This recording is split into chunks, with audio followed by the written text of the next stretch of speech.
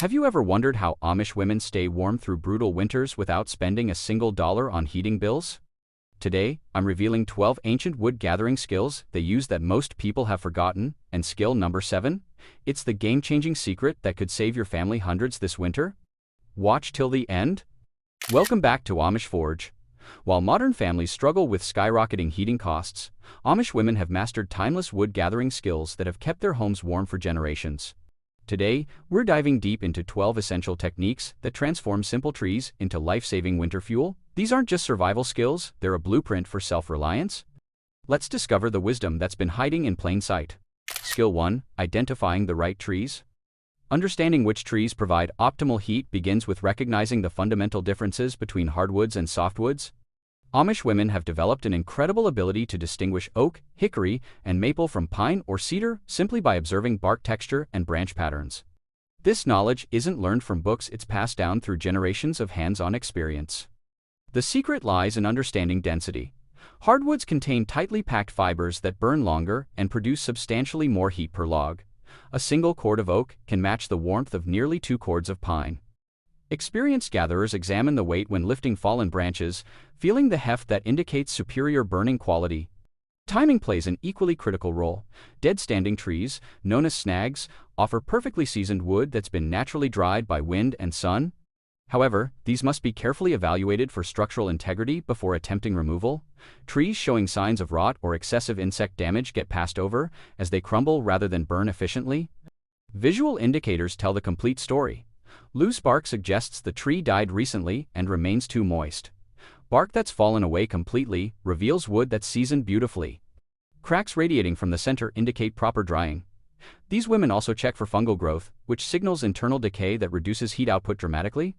Every observation contributes to selecting wood that will maximize warmth while minimizing effort throughout the harsh winter months ahead. Skill 2. Reading weather patterns. Amish women possess an almost supernatural ability to predict weather changes without checking forecasts or apps. This skill determines success or failure in wood gathering missions. They observe cloud formations, wind directions, and animal behavior to choose ideal collection days. When squirrels frantically gather nuts or birds fly lower than usual, storms approach within hours. Humidity levels directly impact wood quality. Gathering during extended dry periods ensures logs contain minimal moisture, reducing seasoning time significantly. Morning dew disappears by mid-morning on perfect gathering days, and the air feels crisp rather than heavy. These conditions allow freshly cut wood to begin drying immediately instead of absorbing additional moisture from the atmosphere. Winter preparation starts in late spring when sap flow decreases. Trees cut during this dormant period contain less moisture naturally, creating a head start on the drying process. Summer's intense heat and long daylight hours provide optimal seasoning conditions. By autumn, properly timed wood stands ready for winter's arrival. Experienced gatherers also monitor moon phases, believing that wood cut during a waning moon dries faster and burns cleaner. Whether folklore or fact, generations of successful winters validate their methods. They avoid gathering after rainfall, knowing wet bark makes handling difficult and increases weight unnecessarily. Understanding seasonal patterns transforms random wood collection into strategic harvesting. This wisdom ensures families never face winter unprepared, with perfectly seasoned fuel stacked and waiting when temperatures plummet. Skill 3. Proper axe handling. Mastering the axe represents a rite of passage for Amish women, transforming a dangerous tool into an extension of their body. The journey begins with selecting the right implement. A properly balanced axe with a handle matching the user's height makes every swing more effective and considerably safer. Grip technique separates beginners from experts. The dominant hand positions near the handle's end, while the supporting hand slides midway up the shaft. As the axe descends, the supporting hand slides down to meet the dominant hand, creating momentum that multiplies striking force. This sliding motion conserves energy while delivering devastating impact. Stance determines everything. Feet spread shoulder width apart provide stability, with the target log positioned between them. Knees stay slightly bent, allowing the entire body to contribute power rather than relying solely on arm strength. The swing originates from the core, rotating hips and shoulders in fluid coordination.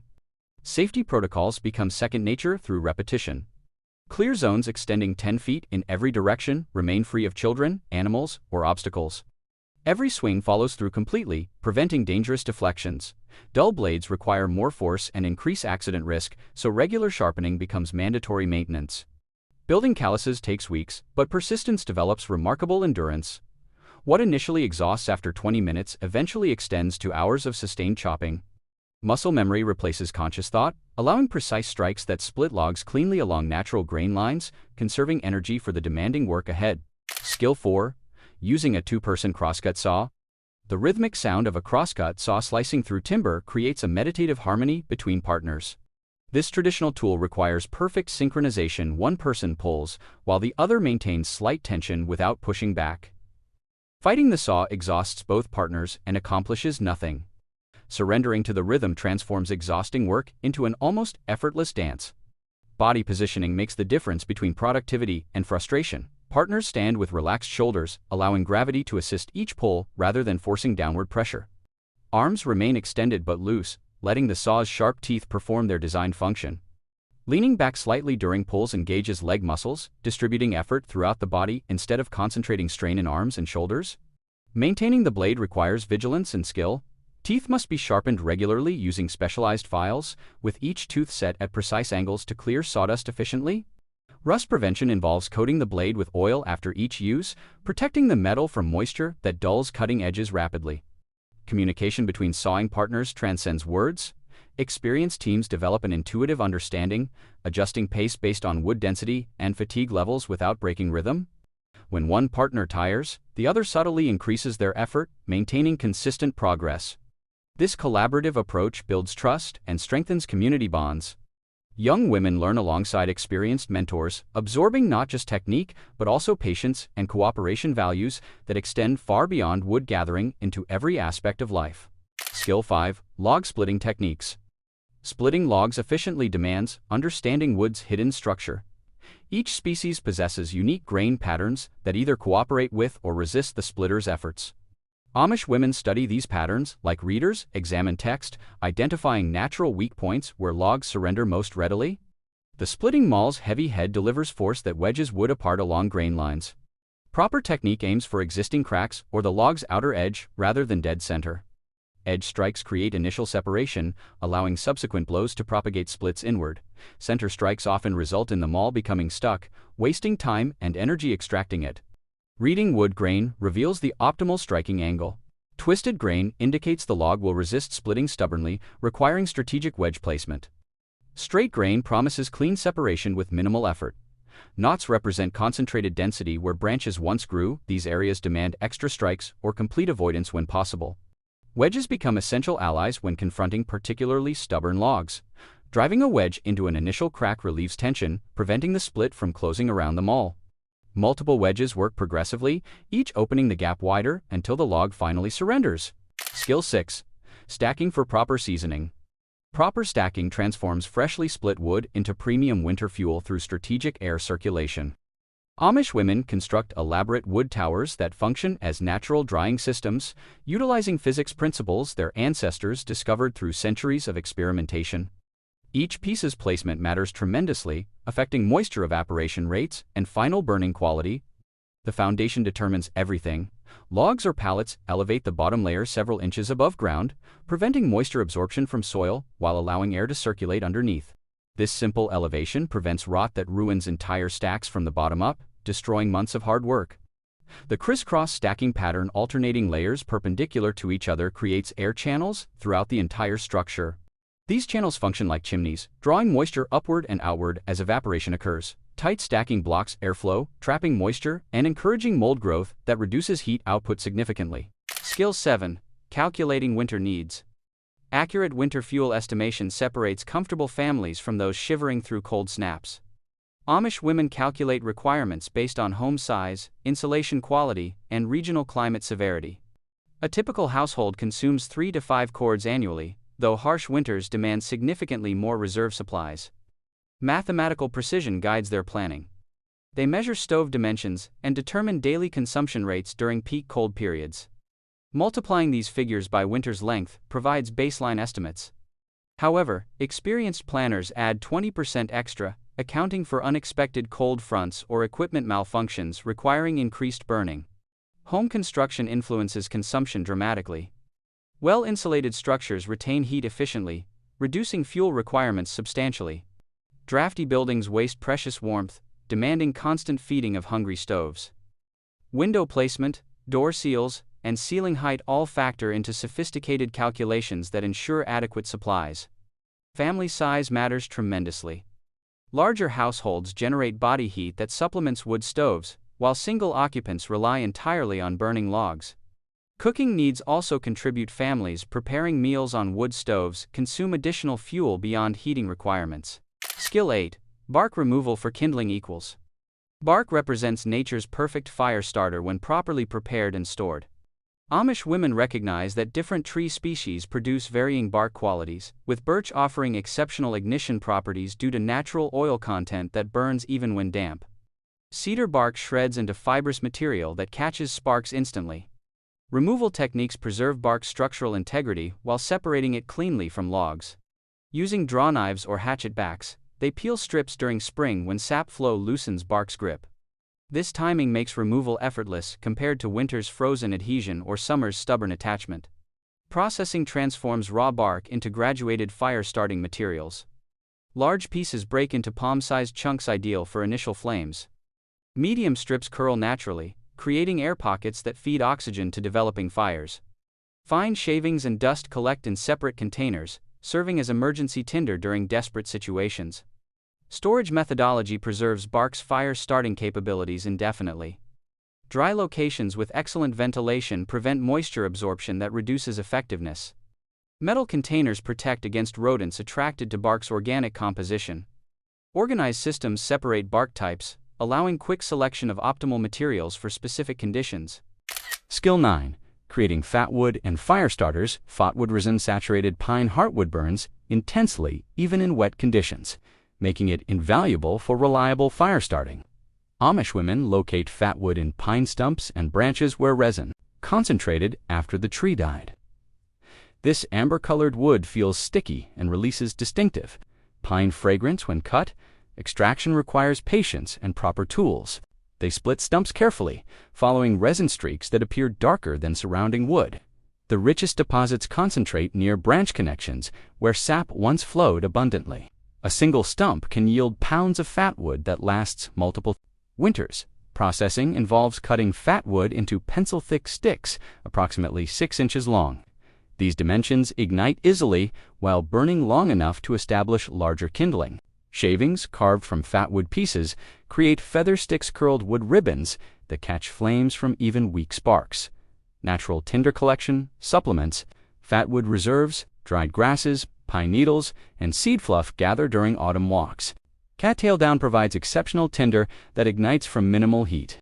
Milkweed silk catches sparks instantly, though it burns quickly and requires immediate kindling addition. Storage separates tinder types by ignition, temperature, and burn duration. Waterproof containers protect against humidity that degrades effectiveness. Strategic placement near wood stoves ensures constant availability. These preparations guarantee reliable fire starting, regardless of weather conditions, maintaining household warmth through winter's harshest challenges. Skill 10. Wood storage and ROTATO in systematic wood management prevents waste while ensuring optimal burning efficiency throughout winter. Amish women implement first-in first-out rotation systems that consume oldest wood first, preventing deterioration. That occurs when seasoned wood sits unused for years. Color changes indicate aging. Fresh splits appear light while older pieces darken considerably. Moisture monitoring involves regular testing. Using simple techniques, striking 2 pieces together produces sharp cracks when properly dried versus dull thuds from damp wood. Split ends show radial cracks when seasoning completes successfully.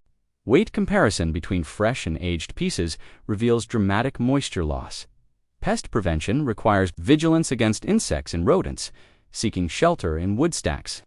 Elevated storage discourages termites, while metal barriers prevent mice from nesting. Regular inspections identify infestations early, allowing quick removal of affected pieces before colonies establish themselves throughout entire supplies.